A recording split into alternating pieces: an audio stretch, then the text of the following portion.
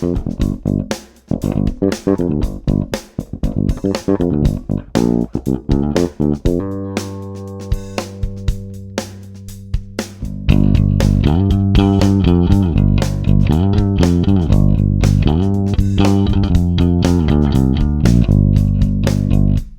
this is Dan here. I hope you're doing really well. In today's lesson, I'm going to teach you a little bit about EQ, which stands for equalization. And all that really means is just like a volume knob for specific frequencies. And it's a very important, probably the most used bass kind of signal processing along with a compressor.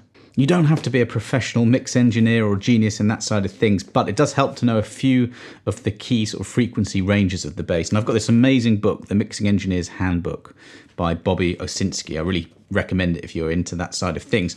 But I'm going to put up here a few of the key sort of ranges to look for. Press pause if you need to.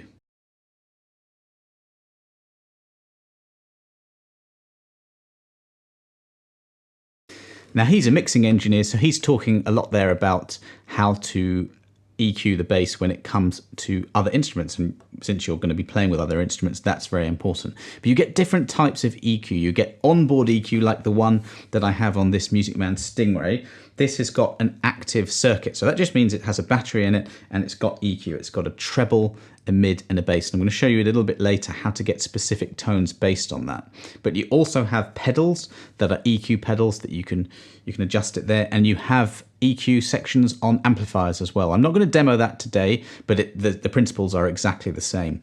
In fact, Carol Kay, great session player from the 60s, she used to just tweak the EQ on her amp to get the different tone she wanted with just a P bass. Probably the two main types of EQ for us bass players are graphic equalizers and parametric. Graphic, usually you have sort of 10 bands. They're preset frequencies and you can cut or boost at that specific frequency, but you don't have much control about which frequency you can exactly nail. With a parametric EQ, you can select the frequency and cut and boost at that. So things can get a bit more complicated then, but you have a lot more control over things. This Stingray has preset EQs. I don't know what they are, but you've got treble, mid and bass, and I can cut or boost there. So I'll just demonstrate that, and then I'll show you my other 5-string bass that's got parametric mids that can be quite useful. Here's the bass completely flat, so everything set to the center, nothing added.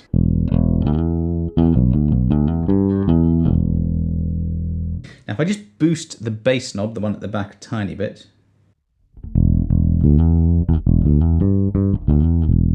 probably going to need headphones to get the real differences going on here, but just a tiny little bit of a boost there kind of adds in some bass. Treble.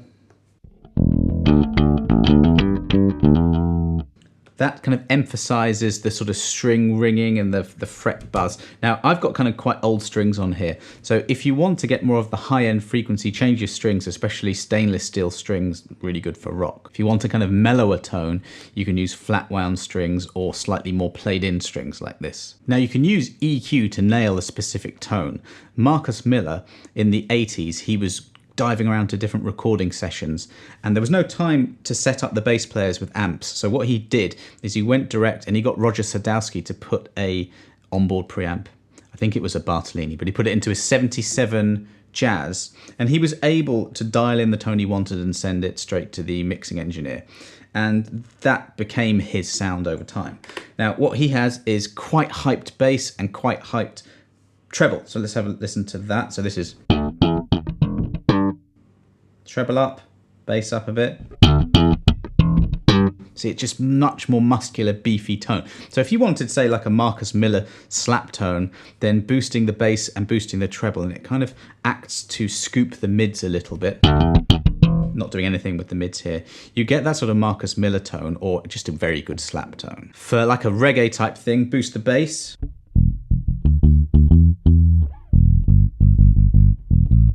I'm adding in a bit of palm muting and using my thumb, the sort of fleshy part of my thumb. If I go back to flat EQ, you can actually use your hand and the qualities of the bass to change the tone of it. So palm muting just adds a little bit of lows in, as does playing around here. In the back towards the bridge. Just going to bring out a bit more of the mids there. So you can actually use your hands to affect tone a bit. Talking of mids, if I do boost the mids here,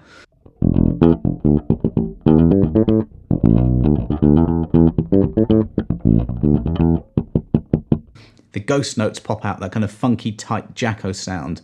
It's quite prominent. Now, this isn't a jazz bass, but I can start to approximate that a little bit more by emphasizing mids. Let me show you this bass. This is a Zoot Funkmeister custom bass made by Mike Walsh in the UK. Love this bass.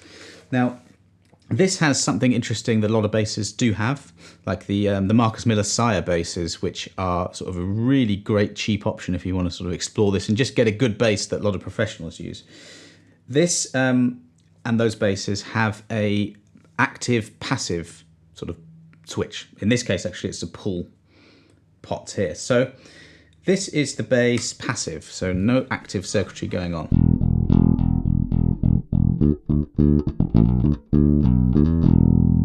Then you push this down, you get the active circuitry, so access to all the EQ. And I've got this sort of preset, again, a bit more bass, a bit more treble. You can really hear that. Another thing I didn't mention actually with getting tone from your hands, this is something that Nathan East used to do, and I've just cut my nail, so I don't really have much of a nail sort of situation going on here, but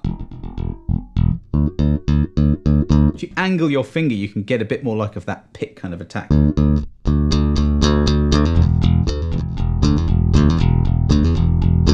Strings here are slightly newer, you get that sort of high-end frequency kind of thing, which is really great for rock.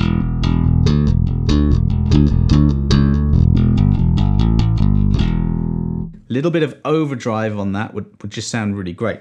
But that's another good reason to maybe explore the kind of bass that has the push-pull option or the switch on it, because you can almost have two tones. You can be passive, volume up would help, passive, and then you've got a song that requires a little bit of slap, or maybe you just want a bit of a boost, kick it in. So you almost have two tones in one just by having that sort of situation with your preamp. If you have a passive bass like this 1975 jazz bass, passive means that it doesn't have any of the onboard EQ I was talking about with the other basses, then you can have some sort of a pedal to do a similar thing. Now, I don't actually have an EQ pedal, but I've got this Sadowski pedal, which is a really good one, and it's a preamp sort of, you know, it's got an XLR out, you can use it as a DI, but it's got the treble and bass thing. So this is the bass completely flat.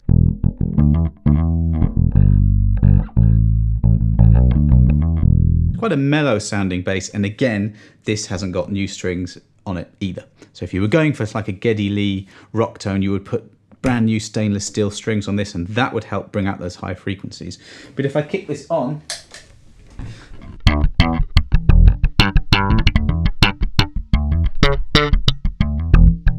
so you could really hear the high-end frequencies coming out there. I've boosted a little bit of treble, a little bit of bass there, and there you go. That sounds very different to just the passive option on its own. So, you know, lots of players will use pedals like that, or as I said, you can use the amplifier. Now, if you're playing live, a lot of players don't like to be, you know, going up to the amp and twiddling the knobs all the time. I know I don't, so I like a kind of fairly simple setup. I tend to use that Stingray a lot live, and I actually tend to keep it flat most of the time. And that's really a tip I want to mention, is that if you're recording or if you're playing a gig where there's a, you know, front of house engineer, they are mixing you in context with other instruments. So my EQ tips really for the lesson are use very subtle EQ, if at all. With my Stingray, I just bump the bass up the tiniest bit, and that's kind of my sound. Sometimes I'll use a different pedal if I want, you know, a drastically different tone, or I will, you know, put the bass up if I'm doing a reggae kind of thing, but I generally go flat, because on a recording especially, a mixing engineer generally wants a flat sort of canvas, really, because you're competing with the kick drum. And sometimes if you've added too much bass, then that's going to sort of compete adversely with the kick drum. So I think kind of flat is usually quite good, because EQ can be added in afterwards, and sometimes the producer or the mixing engineer wants to do it. Same goes for live, you know, don't add too much in. But if you are in a room and you have your amplifier and it sounds very, very boomy, it's a bit bassy, cut the bass, maybe play with the mids a little bit.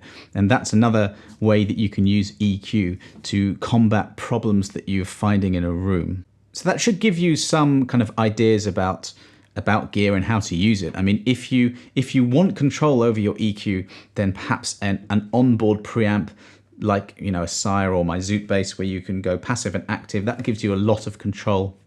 But then many people just love the sound and the ease of playability of something like this, a jazz bass, which is passive. You've got volume for 2 pickups, and you've got a tone control which rolls off the highs. So let me just show you.